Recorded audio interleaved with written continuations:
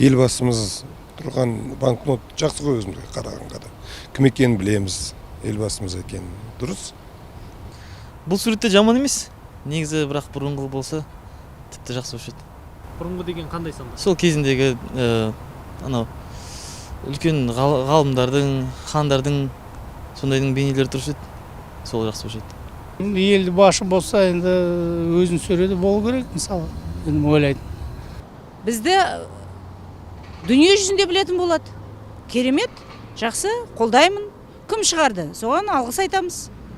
Қарайсың өзің, көріп жүресің, енді ол кісіні күнде көре бермейсің.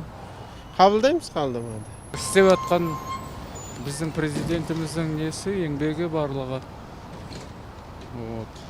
Жақсы болады. Болады, негізі.